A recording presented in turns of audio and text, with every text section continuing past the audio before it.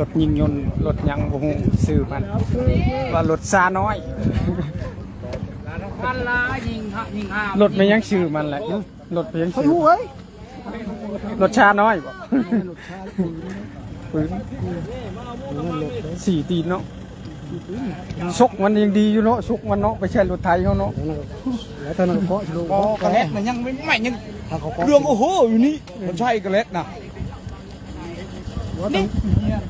ตอนนั้นเคาะชลูเนาะแก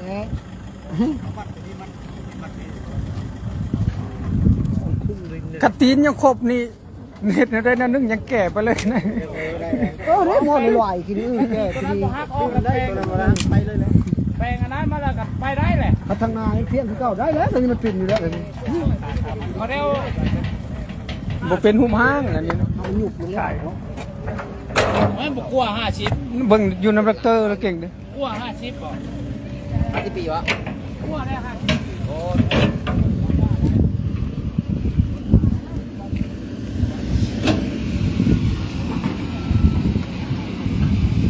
ไปเลยมาพี่ได้เก่งเก่ง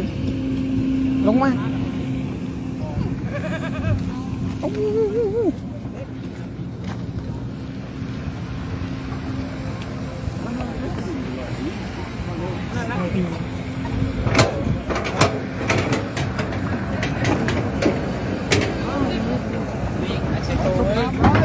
เยี่ยมรักตีโน้เจ็บ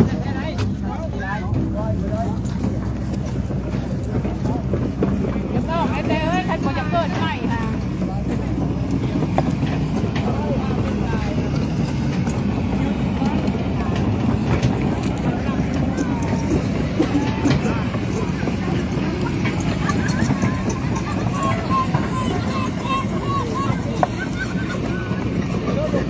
ปืนใหญ่แต่สมัยสงคราม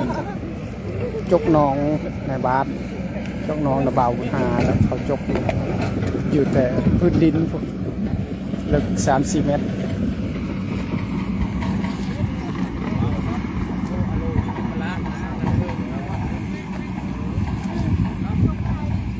เบิ่งยมราชบ่สิ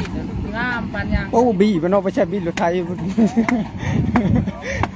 ดอันนี้บ่ได้จังได้หยังไม่ใหญ่ขนาดนี้พี่มันไปใส่รถไถแล้วเลยซ่ากระต่ายดีเปลี่ยนจักมันช้าเปลี่ยนม็อกมันช้าเถื่อเลยพ่อโอ้ยอมห้ามนกกระเล็ดมันของแท้นกตะกี้นกนกกระเล็ดเฮาเดี๋ยวนี้ตอนยังน้อยค่อยเบ้าเนี่ยนะเห็นว่าคือเห็นอีทอมบ่โอ้น้องมันว่ามุทพิษก็อยู่แต่พื้นดินแบบเนาะอันนั้นมันหลายร้อยหลายพันปีแล้วมันลุกลงโอ้จะไม่สงครามโลกโตเดินแล้ว100,000 ปี40-50 ปี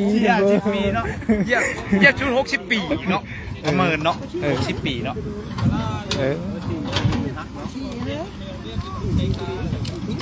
สีตีนนี้มันฮักเลยพอแล้วมันเล่นไปได้ตีนมันจะมีได้ตีนมันได้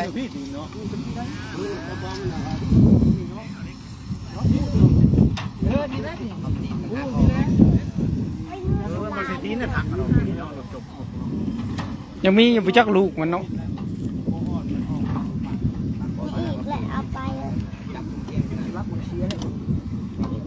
โอ้เด็กติ๊กตีใช่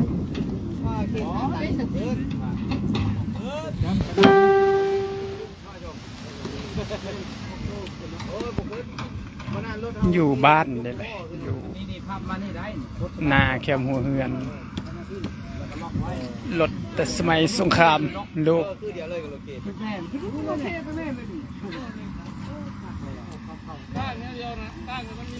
มาขูดเล็กเด็ดเด้อขูดบังนู้ไอ้ใช่ตามคานมันบนเลขนะเลขบอกนี่แน่นอนเลขที่เกิดมาในเนาะ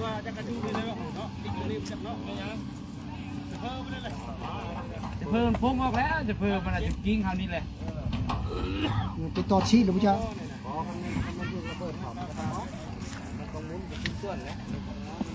บอกยิงแล้วไม่เป็นพ